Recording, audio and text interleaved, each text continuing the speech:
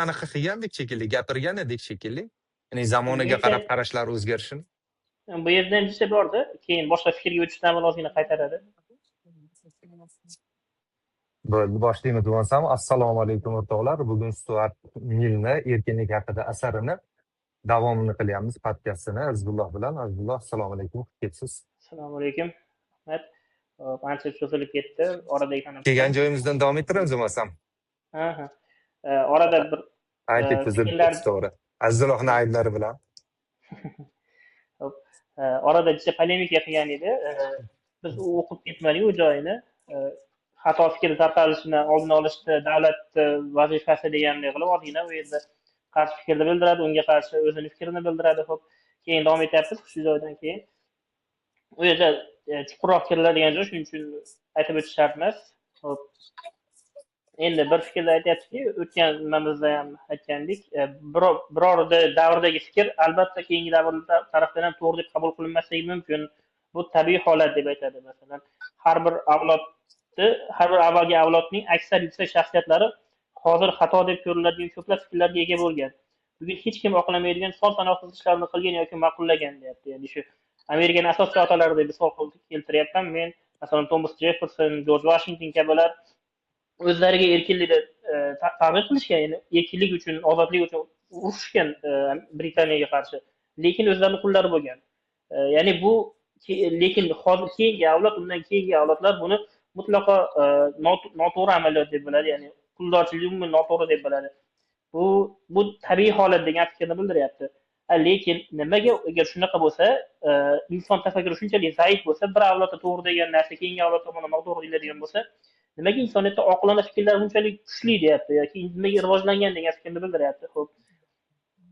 Agar insoniyatda haqiqatan oqillik shunday ustuvor bo'lsa, deyapti, endi ustuvor bo'lishi ham kerak. Bo'lmasa insonlar bunchalik yashash imkoni bo'lmardi, umidsizlikda yashardi insonlar deb aytyaptiki, uni sababi inson ongining bitta qobiliyatiga bog'liq deyapti. Bu qobiliyat inson intellektual yoki axloqiy mavjudot sifatidagi hurmatga arzigulik barcha hislatlarning manbai deyapti.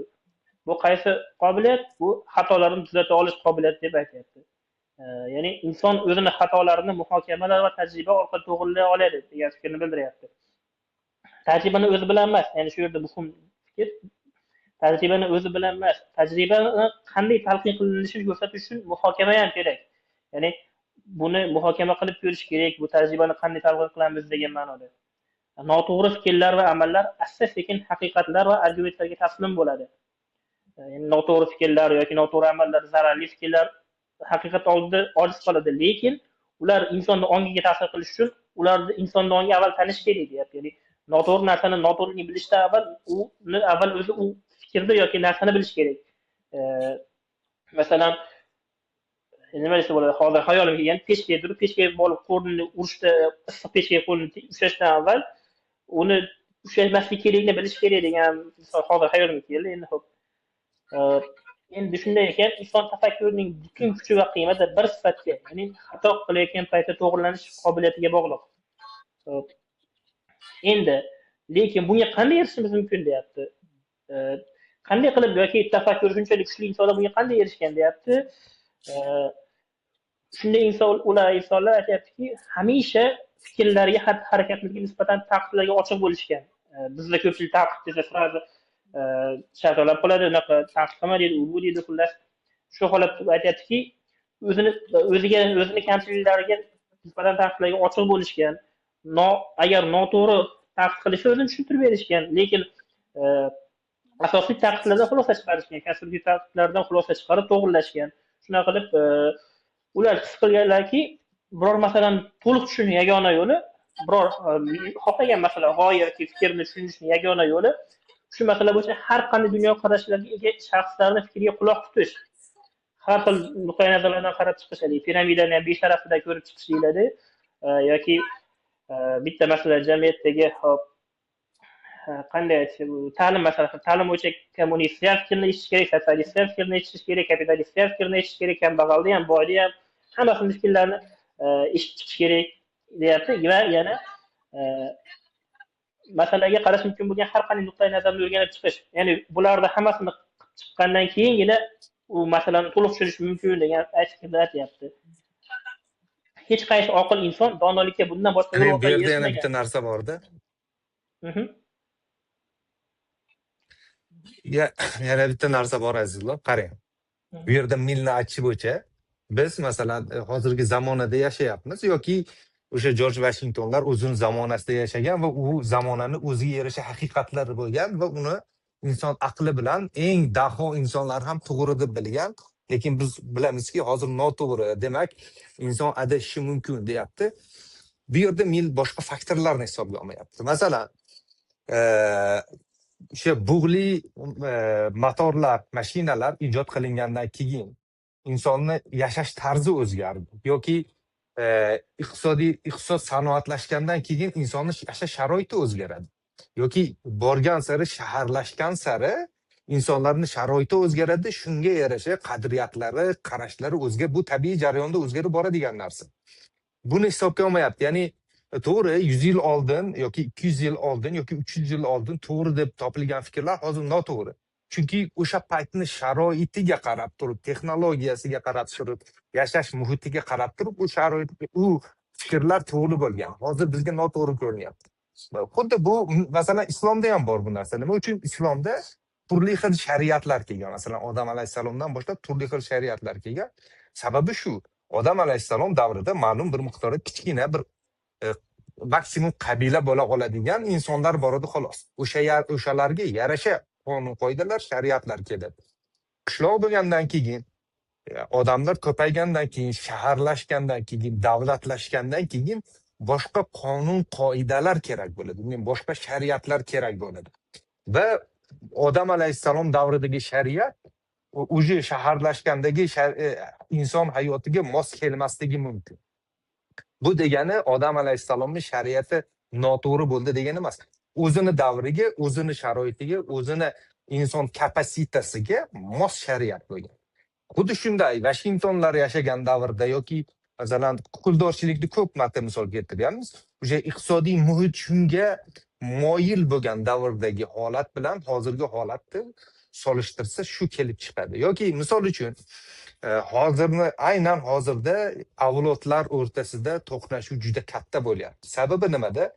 Sababi hali ham telefonlar bo'lmagan, internet bo'lmagan, televizor bo'lmagan davrda katta bo'lgan, o'sgan avlod bilan endi faqat televizor, internet, smartfonlar davrida, mana ChatGPT'lar davrida, AI'lar davrida katta bo'lgan insonlar, ya'ni oradagi farq bir nasl bo'lib qolyapti. Oldingi davrlarda o'zgarishlar asta-sekin 100 yillar davomida bo'lgan.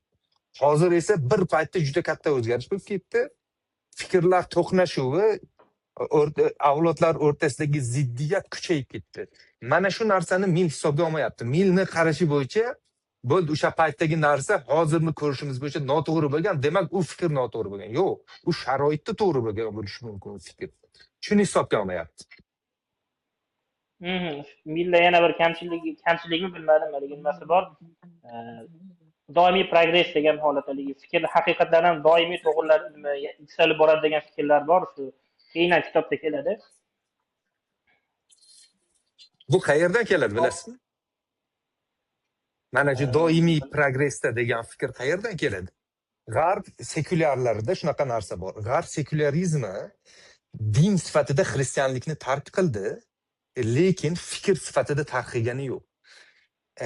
Tarixga liniyniy qarash xristianlikda bor. Xristianlikda e'tibor bersangiz, masalan, ahd buzildi, so'nglar ikkinchi ahd tuzildi. Endi sekin-sekin insoniyat yaxshilanib, masihiy saltanatga qarab, ya'ni yuksak tekis linear tarixga qarash bor. Aynan linear qarashda o'sib boradi insoniyat, axloq jihatdan ham, texnika jihatdan ham har tomonlama o'sib boradi degan qarash bor xristianlikda. Masalan, Hegelni o'qisak, tarixda Geistni ko'rasan, ya'ni Xudoni ko'rasan degan tushuncha bor. Aynan o'sha linear qarashga qarab aytiladi. Bu mil sekulyar qarashda bo'lgani bilan fikriy o'laroq, dunyoqarash o'laroq xristianlikni tark qilmagan. Hozir ham shu narsa bor. Butun dunyoda bizda ham bor bu narsa. Masalan, siz bilan biz gapirib turganimizda 20 ba'zi o'xshamagan bir yomon narsani ko'rsa 21-asrda qiladigan ishmi bu? Sen nechinchi asr insonisan, yo g'orda yashayapsanmi degan fikrni aytamiz. Qayerdan kelib chiqqan bu? Bizni xayolimizda 21-asr insoni axloqiy jihatdan 20-asrdan, 15-asrdan yaxshi degan tushuncha bor bizda ham. Bu aynan xristianlikdan, ya'ni xristianlikni dunyoga dominatsiyasidan bizga ham ta'sir qilgan fikr bu. Yani Muhammed Asaddan bir aytgan edi, nobiologik haqiqatlarni biologik haqiqatlarga nima desa apply qilish, tatbiq qilish kamchiligi ham deb aytgan edi. Muhammad Asad kitobida ham aytgan edi shu fikr.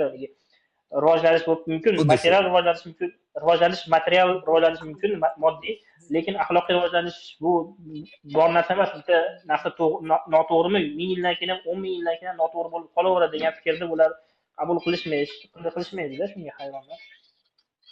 Davom etaveramiz bunda. Bu fikrlar 1900-yillarda hokim edi. Linear qarash tarixga hokim edi. Nimaga 1900-yildan keyin o'xshamay qoldi? Texnologiyalar rivojlanishi bilan inson axloqi ham rivojlanyapti degan qarash bor edi. Ilm fan rivojlanyapti, texnologiya rivojlanyapti. Insoniylik jihatdan, axloq jihatdan ham rivojlanyapti degan qarash bor edi. Bu qarashni chil-parchil qilgan birinchi va ikkinchi jahon urushi bo'ladi. O'shanda insoniyat tushunib yetdiki, yo'q, biz faqat texnologiya bilan rivojlanyapmiz. Axloqimiz rivojlanayotgani yo'q. Mana shuni tushunib yetdi insoniyat. Davom etaveramiz bunda. Davom etamiz. Ya'ni oqillikka, ya'ni boshqa o'zini fikrlarini o'z fikrini o'zgalar fikri bilan taqqoslab, ularni to'g'rilash va takomillashtirishni doimiy odatga aylantirish. Fikrlarini hayotga tatbiq qilishda shubha va ikkilanishga emas, ularga bemalol tayanish uchun yagona mustahkam poydevor yaratadi, deyapti. Ya'ni o'zini fikrini boshqalar bilan taqqoslash o'ziga bu fikriga bo'lgan ishonchni pasaytirib qo'ymaydi degan fikrni bildiryapti. Ko'pchilik aytadiki, tashqi raqib fikrlarini eshitma, o'zing ishonchingga zaif etadi, iymoningga zaif etadi, zaif bo'ladi degan fikrni bildirishadi. Endi bunga qarshi aytayaptiki, boshqalar fikri bilan taqqosla deyapti. Buni taqqoslab odatga aylantirsang, fikriga bemalol tayana olasan degan fikrni bildiryapti. Ishonching mustahkamroq bo'ladi, zaiflashib qolmaydi degan fikrni beryapti. Bu ham juda muhim fikr. Biz nima desa bo'ladi? Biz shuni qabul qilishimiz kerak deb bilaman. Bunaqani raqiblarni pozitsiyasini tushunish kerak, ularni eng kuchli pozitsiyasini tushunib, o'zimizga bilan solishtira olishimiz kerak. Agar ular kuchli bo'lsa, nimaga biz o'zimizni olib yurishimiz kerak degan fikrim bor-da. Endi boshqa albatta bu din emas, boshqa masalalarda-yu o'zimizning fikrimiz noto'g'ri bo'lsa, nimaga noto'g'ri fikrga ushlab qolishimiz kerakki, kerak degan fikrdan bo'lishi mumkin. Xo'p. Zero kamida o'ziga qarshi aytilgan eng sodda e'tirozlardan xabardor, barcha tanqidchilarga turib bera olgan, e'tiroz va qiyinchiliklardan qochish o'rniga ularni qidirgan va mavzuga doir har qanday tomondan kelgan izohlarni rad etmagan inson o'z tafakkurini bu jarayonni boshidan o'tkazmagan har qanday shaxs yoki guruh tafakkuridan ustun hisoblashga haqli. Ya'ni shu raqiblarning fikrini eshitgan inson boshqa bu jarayondan o'tmagan odamlardan tafakkuri kuchli deyapti. Endi faqat to'g'ri bo'lishi mumkin, har doim emas, lekin to'g'ri fikr deb bilaman buni ham. Xo'p, bu haqida fikringiz yo'qmi? Yo'q, har doim ham to'g'ri deb bilaman. Ya'ni har doim bahs qilgan inson, munozara olib borgan inson, boshqalar qarshi argumentlarni, qarshi fikrlarni eshitgan inson va qarshi argumentlarga javob berishga harakat qilgan, javob izlagan inson o'zini himoya qilayotgan pozitsiyasini ham doim kuchaytirib boradi. Bu ya'ni o'tgan safar aytgandek-ku, bahslardan haqiqatni uchquni ko'rinadi deganmidi? Xuddi shu. Bu narsa bizda masalan lekin G'azoliyda shunaqa narsa bor. G'azoliy masalan kalomchilarga, ilm ahliga bahslashga ruxsat beradi, qo'yadi, lekin buni avom xalqqa qo'ymaylar deydi. Ya'ni avom xalqqa buni eshitirish shart emas. Chunki avom xalq tushunadigan narsalar emas. U munozaralarni, u boshqa e'tiqoddagi, boshqa aqidadagi insonlar bilan bahs qilish uchun ma'lum bir kapasitadagi ilm kerak bo'ladi. U ilmni o'tirib o'qish kerak. Hamma o'qiyveradigan bo'lsa, dehqon qolmaydi, tabib qolmaydi. U ancha mashaqqatli ilm talab qiladi. Lekin endi savol tug'iladi. U paytda, G'azoliy paytida avom xalq bilan olim bor edi. Endi hozir o'rta qatlam ham paydo bo'ldi. institutlarda o'qiyotgan, oliy ta'lim olayotgan, internetdan o'zi izlanib, o'zi o'qiy oladigan qatlam ham paydo bo'lyapti. Faqat olimlar emas, faqat diniy sohadagi madrasalarni bitirgan, aynan mana shu sohani bitirganlar emas, endi o'rta qatlam ham paydo bo'lyapti. Endi o'rta qatlam ham mana shu bahslarga, munozaralarga kirishish kerakmi degan savol tug'iladi. Aynan diniy sohada ham. Ular ham chunki siz yo'q buni qilma, buni o'qima deganingiz bilan o'qimay qo'ymaydi. Qiziqqan odam baribir o'chib o'qiydi, o'qiyapti ham. Va ba'zida xatoga ham ketib qolyapti mana shuni orqasida. Shuning uchun aytamanki, agar bahs munozara bo'ladigan bo'lsa, har doim bo'lishi va buni xalq tomonidan eshitilishi ham hozirgi zamonga manfaatiga to'g'ri keladi.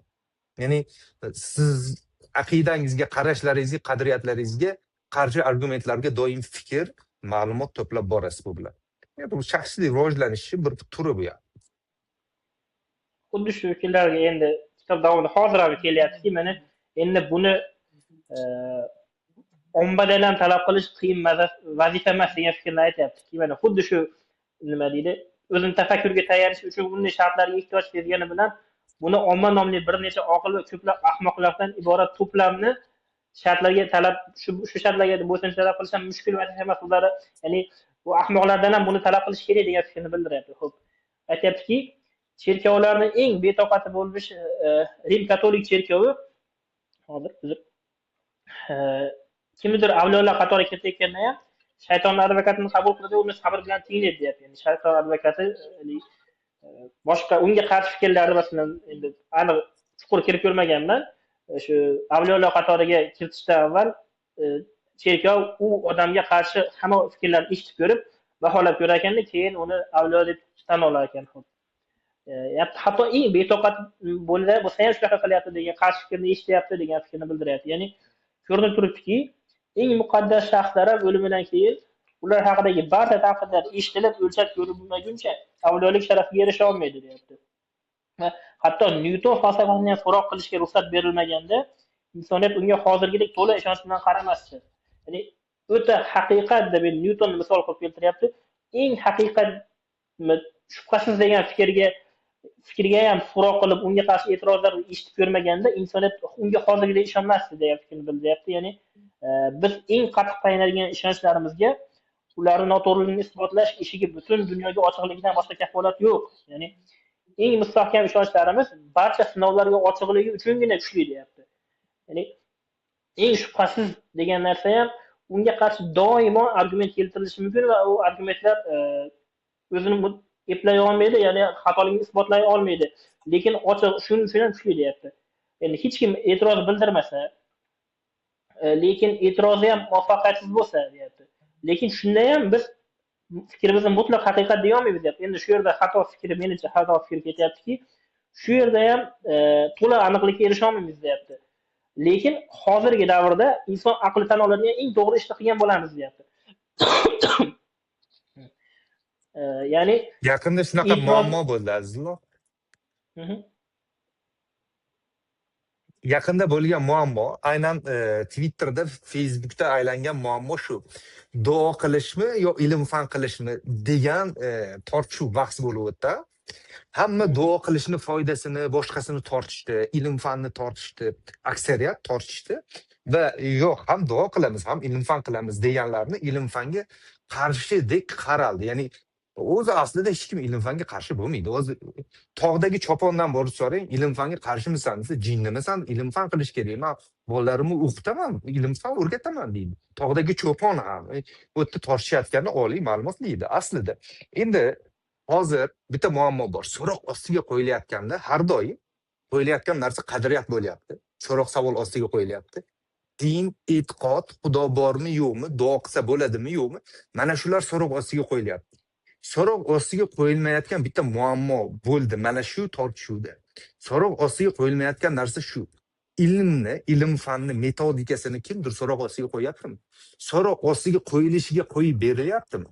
Agar siz ilm fanni metodikasini, u metod ham insonlar tomonidan 200 yil oldin yaratilgan metod. 200 ming, 300 yil bo'ldi yaratilgan, to'g'rimi? U aynan o'sha Kantlardan keladigan bo'lsa, yoki Popperlardan keladigan bo'lsa, oxirgisi 1960-yillarda sal anaqa bilan ismi nima edi? Tomas Kun bilan sal o'zgardi-yu, lekin 300 yillik metod. Siz hozir chiqib turib, ilm fanni metodini savol ostiga qo'ying. Talab ketishadi siz uni tekshirishingiz mumkin emas. Dinni savol ostiga qo'yasiz, e'tiqodingizni qo'yasiz, duoni qo'yasiz, qadriyatni, hamma narsani qo'yasiz. Lekin ilm fanni metodini qo'yish mumkin emas. Mana shu yerda uje scientismga qarab ketilyapti. Ya'ni ilm fanda ham bir din misoli, qadriyat misoli narsa paydo bo'lyapti. Himoya qiladigan dogma misoli narsa paydo bo'lyapti. Aynan scientism videosida birinchisida ilm fan asosida yotgan dogmalar degan videoni bekorga qilmadim. Bu dogmalar tortishish kerak, savol ostiga qo'yilishi kerak. Lekin siz savol ostiga qo'yganingizda darrov johilga chiqasiz, ilm fanni qabul qilmaydigan, ilm fanni rad qiladigan insonga chiqasiz. Nima degani bu? Ilm fan inson emassiz, ilm fanni rad qilyapsiz degani. Bir dinda sen mushriksan, sen kofirsan deganda, xuddi bu scientism dinida kofirsan degani. Sen johilsan degani, scientism dinida kofirsan degani. Ilm fanni metodini so'roq ostiga qo'yganingiz bilan siz darrov kofirga chiqib ketasiz, takfir qilinasiz. So'roq ostiga qo'yib bo'lmaydi. Aynan mana shu muammo hozirda bizning jamiyatimizda paydo bo'lyapti. Sekin-sekin elitada paydo bo'lyapti. Bu ertaga avomga ham o'tadi bu narsa. Chunki elitada so'roq ostiga qo'yilgan narsa ma'lum bir muddatdan keyin albatta avomga o'tadi va biz scientism muammosini gapirishimiz kerak, bu haqida yozishimiz kerak, fikr yuritishimiz kerak, videolar qilishimiz kerak. Hozirdan mana shunga harakat qilishimiz kerakki, ertaga scientism ilm fan emas, scientism din sifatida ommalashmasligi kerak. Chunki bu juda xatarli, bu ertaga juda xatarli narsalarni olib keladi. Masalan, lobotomiyani olib keladi. Lobotomiyani 1900-yillarda bilamizlar. Lobotomiyani insonni prefrontal korteksini uzib qo'yib, ba'zi bir depressiya, kasalliklar, bipolarlik, shizofreniyani davolashga harakat qilishgan. Va unga lobotomiyaga qarshi chiqilganida sen ilm fanga qarshi chiqyapsan, sen johilsan deb ayblashgan. Natijada nima bo'ldi? Minglab insonlar lobotomiya tufayli nogiron bo'lib qoldi. Prefrontal korteksni uzib qo'yilgani tufayli nogiron bo'lib qoldi. Hatto ana shu lobotomiyani o'ylab topgan inson Nobel mukofotini olgan. So'roq ostiga qo'yilmagan. Nobel mukofotini olgan insonni sen kimsan so'roq ostiga qo'yasan uni metodini deyilgan. Natijada minglab insonlar nogiron bo'lib qoldi shuni orqasida va 1950-yillarga kelib lobotomiya xatoligi, u davo keltirmasligi, u navbatda nogiron qo'yishi tan olindi. Lekin o'sha Nobel mukofoti qolib ketdi o'sha olimda. Bu narsalar gapirilmaydi. Masalan, din biron narsa xato qilsa, minglab insonlar o'ldirgani gapiradi. Lekin ilm fanda xato qilinsa, yo'q, u psevdo bo'lgan, u psevdo bo'lgan deb ajratib tashaladi. Yo'q, biz emas, u boshqalar psevdo bo'lgan deb ajratib tashaladi. Nobel olgan mana shu lobotomiya uchun. Minglab insonlar nogiron qilgani uchun. Ilm fanni o'zini agar scientism ketadigan bo'lsa, o'zini zararlari bor. Ilm fan o'sha Popper aytgandek doim har qanday narsasi ijodi so'roq ostiga qo'yilishi kerak. Hatto metodi ham so'roq ostiga qo'yilishi kerak. Biz shu narsani qochiryapmiz asta-sekin. Shu epistemologiyani asosiy o'zi juda muhim deb haligi aytdim. Desekularizatsiya va dekolonizatsiya qilishimiz kerakdir epistemologiyani. Qanday bilimni o'rganishni nima qilish kerak-da? Chunki bu juda haqiqatda epistemologiya o'ta muhim, shuni o'rganish kerak yaxshilab. Keyin bu diskursga ham borda, ular hukmron diskursni o'zidan qilib yuqoridan qarashyapti-da, ularni Vayl Hallaq aytadi, shu liberal o'z umumiy ishlarda epistemologik kibr borda, kibr bizniki to'g'ri, senlarkini shubha qilish mumkin degan, bizniki to'g'ri, shubha qilish mumkin emas degandek fikrlarda shunaqa diskurs bu yerda shundayda. Ali Watson bor edi-yu, DNKni ijod qilgan Watsonni johil deganimda, falsafiy johil deganimda bir Twitterda to'palanib ketgan edi, janjal bo'lib ketgan edi. U tibbiyotda DNKda olim bo'lishi mumkin, falsafada, epistemologiyada johil u deganimda ali talab ketishgan edi. Ya'ni falsafa haqiqatan bizni jamiyatga eng yetishmayotgan narsa falsafa va mantiq bo'lyapti. Epistemologiya bo'lyapti. Bilimni qanday bilamiz? Ilmni qanday bilamiz? Ilmni mantiq va epistemologiya bo'lyapti. Falsafa bo'lyapti-da muammo. Chunki maktabda ham o'qitilmaydi, kollejda ham o'qitilmaydi. Universitetda o'qitsa, ateist, deist qilib yetishtirib chiqiladigan metod bilan, sovet tizimini metodi bilan o'qitiladi. Dialektik, materializm o'qitiladi xolos universitetlarda. Xo'p, haligi fikr tugatib qo'yay. E'tirozlar eshigi ochiq ekan, yaxshiroq haqiqat borligiga umid qilsak bo'ladi. U inson ongi uni qabul qila olganida topiladi. Bungacha davrimizda erishilgan eng ishonchli haqiqatga yetishganimizga ishonsak bo'ladi. Bu xatokor mavjudot erisha oladigan ishonch darajasi va unga yetishning yagona yo'lidir.